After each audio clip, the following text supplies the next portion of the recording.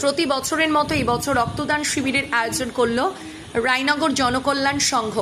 এই বছর অবশ্য পূর্বের তুলনায় আরও বড় করে রক্তদান শিবিরের আয়োজন করা হয়েছে।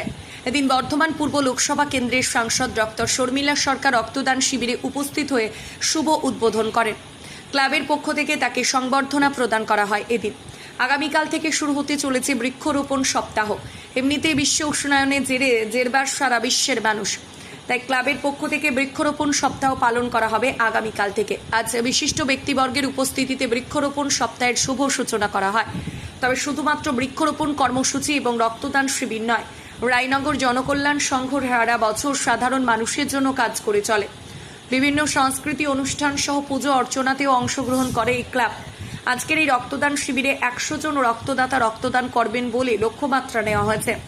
রক্তদান শিবির থেকে সংগৃহীত রক্ত শিবশঙ্কর সেবা সমৃদ্ধির হাতে তুলে দেওয়া হয়।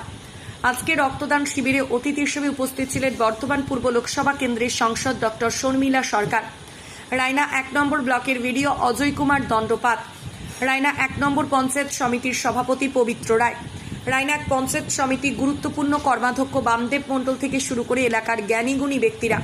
একথা জানান ক্লাবের সদস্য দেবাশিস মণ্ডল। আজকে সকালটা একটু অন্যরকমই। আমি যদিও এর মাঝখানে অনেকগুলো ব্লাড ডোনেশন ক্যাম্পে অ্যাটেন্ড করেছি, তো রায়নাতেই প্রথম।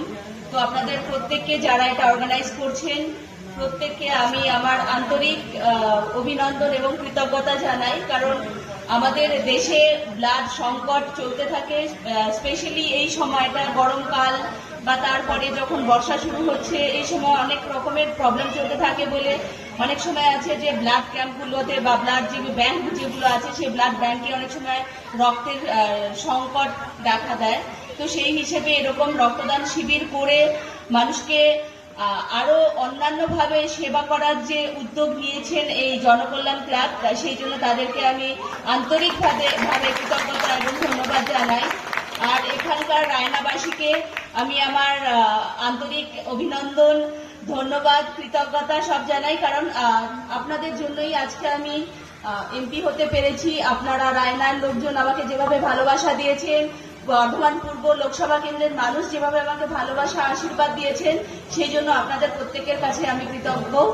আর এটুকু বলতে চাই যে আমি এমপি হওয়ার পর থেকে কিন্তু কাজ যতটুকু সম্ভব আমার দ্বারা আমি সেভাবে করতে শুরু করেছি। এখনো পর্যন্ত আমার হাতে এমপি ল্যান্ডসের টাকা আসেনি, কিন্তু যেভাবে যতটুকু সম্ভব যেখানে টাকা ছাড়াও কাজ করা যায় সেরকম ধরনের কাজ আমি অলরেডি শুরু করে দিয়েছি। তো আজকেও আমি এখানে আসার পর এখানে বিডিও সাহেব আছেন, ওনার সাথে কথা বলছিলাম যে আমাদের এখানে যে হসপিটালটা আছে সেটা এখন পরিদর্শনে যাব। তো সেখানে গিয়ে আমি জানি কিছু সমস্যা রয়েছে, তো সেই জায়গাটা জাস্ট আজকে একবার দেখে আসবো যে কোন কোন জায়গায় সমস্যা রয়েছে, কি কি ভাবে সেটাকে উন্নত করা যায়, আরো ভালোভাবে আপনাদেরকে পরিষেবা দেওয়া যায়। তো সেই বিষয়ে আমি আজকে একটুখানি দেখে নেব। আমি একদম ওরকম করে ব্লাইন্ডলি কথা দিতে পারি না যে আপনাদের জন্য আমি সব করে দেবো, কিন্তু আমার সাধ্যমতো আমি চেষ্টা করবো, এটুকু আপনাদেরকে বলতে পারি। আর আমি আপনাদের পাশে আছি, পাশে থাকবো 5 বছরের জন্য। আপনারা যখন আমাকে যেভাবে ডাকবেন, আমার যদি সময় থাকে, আমার যদি সুবিধা থাকে, সুযোগ থাকে, আমি নিশ্চয়ই আপনাদের পাশে সবসময় থাকবো। ভালো থাকবেন। যিনি নবনির্বাচিত এমপি তিনি এসেছেন, উনি ডক্টর এবং অধ্যাপক। তো তাতে করে ওনাকে পেয়ে তো আমরা গর্বিত, রায়না মানুষ গর্বিত।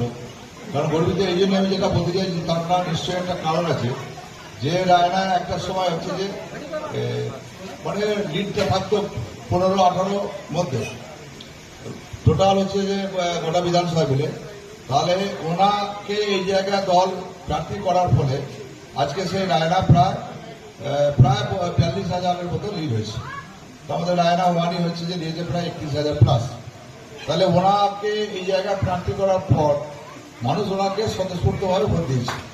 শুধু তৃণমূলের যারা কর্মী সমর্থন আছে তাদের ভোটটা শুরু নয়, অনেক বিরোধী মানুষ ওনাকে দেখে ওনার বিভিন্ন প্রচারে ওনাকে সঙ্গে কথা বলেছেন অনেকেই, সেটা দেখে হচ্ছে যে আমরা অনেকটা অ্যাডভান্টেজ পেয়েছি। আর রায়নাবাসীও হচ্ছে যে জানেন আপনারা, রায়নাতে আমরা দীর্ঘদিন ধরেই প্রায় সামান্য ভোটে আমরা জিতেছি। এবারে কিন্তু এই রায়না অঞ্চলে কিন্তু আমরা অনেকটা ভোটই জিতেছি। যেমন আমাদের দিদির উন্নয়ন, যেমন প্রত্যেকটি প্রকল্প সাধারণ মানুষের জন্য উনি গ্রহণ করেছেন কোনো রাজনৈতিক রং না দেখে। আর দ্বিতীয়ত হচ্ছে যে আমাদের যিনি প্রার্থী ছিলেন ডক্টর শর্মিলা ম্যাডাম, উনি এই জায়গা হচ্ছে যে আমরা সেই জন্য মানুষের হচ্ছে যে অনেক জায়গা যে মানুষগুলো আমাদেরকে কোনো সময় ভোট দিত না তারাও দিয়েছে। আর এখন মঞ্চে রয়েছেন আমাদের বিডিও স্যার, অত্যধিক ভালো মানুষ। উনি উন্নয়নের ব্যাপারটা টোটালটাই দেখছেন, নিজে যাচ্ছেন। উনি অফিসে খুব বেশি থাকেন না, বিভিন্ন জায়গায় বিভিন্ন কোন জায়গায় কি স্কিম করা যায় সেগুলো উনি আমাদের মধ্যে আলোচনা করছেন। আমাদের পঞ্চায়েত সমিতির সভাপতি তন্ময় আছে, তন্ময়ের সঙ্গে এবং পূর্ত কর্মাধ্যক্ষ যিনি আছেন এবং পঞ্চায়েত সমিতি যারা সদস্য কর্মাধ্যক্ষ যারা আছেন সবার সঙ্গে উনি আলোচনা করে উনি বিভিন্ন সময় বিভিন্নভাবে বিভিন্ন জায়গায় ঘোরেন, দেখেন কোন কোন জায়গায় কতটা ডেভেলপ করা উচিত বা সেই জায়গা থেকে কি মানুষ কতটা সহায়তা পায় সেটা উনি নিজে ঠিক করেন। সেই জন্য আমি আমার মানে যেটুকু রাজনৈতিক অভিজ্ঞতা তাতে করে আমার যেটা মনে হচ্ছে উনি মানুষের জন্য কাজ করতে এসছেন। উনি ওই চেয়ারে বসে থাকার মানুষ নন, উনি মানুষের সঙ্গেই থাকতে চান। এছাড়া হচ্ছে যে এখানকার প্রধান রয়েছেন, উপপ্রধান রয়েছেন, সর্বোপরি আমাদের সমস্ত যারা সহকর্মী তারা সকলেই রয়েছে। তো আজকে অনুষ্ঠানটা ম্যাডাম এসেছে, তো তাতে করে হচ্ছে যে এমনি রায়নাতে আমরা অন্যান্য সময় দেখেছিলাম যে যেটা আমি না বললে না, যেটা আমি একটু কথা সোজাসুজি বলি যে আমাদের যিনি এসছেন ম্যাডাম, তো তাতে করে এখানে লোকজনের সংখ্যাটা বেশি হওয়া উচিত ছিল, মহিলাদের সংখ্যা আরো বেশি হওয়া উচিত ছিল। সেই জায়গাটার একটা ঘাটতি পড়েছে, এই ঘাটতিটা থাকার কথা নয়। উনি প্রথম নির্বাচিত হওয়ার পর রায়নায় পা দিলেন, তো সহজেই ওনাকে সম্বর্ধনা দেওয়ার থেকে যেটা হবে সেটা মানুষ যত বেশি এই জায়গায় আসবে তত উনি দেখবেন প্রত্যেকটি মানুষের কথা বলবেন। শুধু রক্তদান শিবিরে এসছেন তা নয়, এখানে মানুষের বিভিন্ন যদি কোনো অভিযোগ থাকে বা কোনো যদি কোনো জায়গায় কিছু যদি উন্নয়ন করার থাকে সেটা উনি শুনতেন। যাই হোক, যা হয়েছে সকলে ভালো থাকবেন, এটুকু বলে সকলকে। আজকে কোথায় এই রক্তদান শিবির অনুষ্ঠিত হচ্ছে? এই রক্তদান শিবির আমরা প্রতি বছরের নেয়, এটা রায়নগর জনকল্যাণ সংঘ। আমরা প্রতি বছরই এই রক্তদান শিবির এখানে করে থাকি। এবছর আরো বড় করে হচ্ছে প্রতি বছরের মতো। তো এবছর যেটা সেটা হচ্ছে যে আমরা যে আমাদের মাননীয় এমপি ম্যাডাম আছেন নব নির্বাচিত, তাকে সম্বর্ধনাও দিলাম আমাদের ক্লাব থেকে। তার সঙ্গে সঙ্গে উনি এসে আমাদের এই ব্লাড ডোনেশনের উদ্বোধন করলেন এবং তার সঙ্গে সঙ্গে আপনারা জানেন যে আগামীকাল থেকে বৃক্ষরোপণ সপ্তাহ শুরু হচ্ছে। সেই বৃক্ষরোপণ সপ্তাহ আমাদের যে বর্তমান যে উষ্ণায়ন চলছে, বিশ্ব উষ্ণায়ন চলছে, সেখানে আমাদের রায়নগর জনকল্যাণ সংঘ প্রতি বছর কিছু পার্ট রেখে থাকি।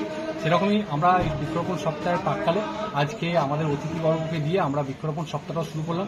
আগামী দিনে আমরা বৃক্ষরোপণ করব এবং এই যে ব্লাড ডোনেশন দেখছেন, এই জনকল্যাণ সংঘ শুধু ব্লাড ডোনেশন নয়, বিভিন্ন কাজ সারা বছর ধরে করে আমাদের গ্রামের মানুষের। এখানে রিক্রিয়েশন করতে জনকল্যাণ সংঘ এক করে। দুর্গাপুজো, কালী পুজো, সরস্বতী পুজো, দোল কালী পুজো, বিভিন্ন সাংস্কৃতিক অনুষ্ঠান আমরা করে থাকি। এগুলো নিয়ে আমরা আজকে কতজন রক্তদাতা রক্তদান করছে? আমাদের কাছে এখনো আমরা মোটামুটি 100-র উপরে রক্তদান করবো বলে রেডি করেছি। আপাতত যে আমরা খবর পেলাম 35 জনের অলরেডি বুকিং হয়েছে। কাদের হাতে তুলে দিচ্ছে এই রক্তটা? আমরা এই রক্তটা তুলে দিচ্ছি যে আমাদের সেবা সদন আছে বর্ধমানে, শিবশঙ্কর সেবা সদন, ওদের হাতে। আজকে অতিথি হিসেবে আর কে কে উপস্থিত ছিলেন? আমাদের তো প্রথমেই শুনলেন আমাদের যে এমপি ম্যাডাম ছিলেন, তার সঙ্গে সঙ্গে আমাদের লোকাল বিডিও সাহেব, রায়না 1-এর বিডিও সাহেব ছিলেন। তার সঙ্গে ছিলেন রায়না তৃণমূল যে ব্লক 1-এর যে সভাপতি বামদেব মণ্ডল, উনি ছিলেন। তার সঙ্গে আমরা পেয়েছি আমাদের যে এলাকার যত গুণী মানুষজন আছেন তাদের পেয়েছি, সব ছিল। আপনার নাম? আমার নাম দেবাশিস মণ্ডল, আমি এই গ্রামের গ্রামবাসী, আমাদের ক্লাবের সদস্য। মলনম শাহর রিপোর্ট, সোজা কথা নিউজ, পূর্ব বর্ধমান।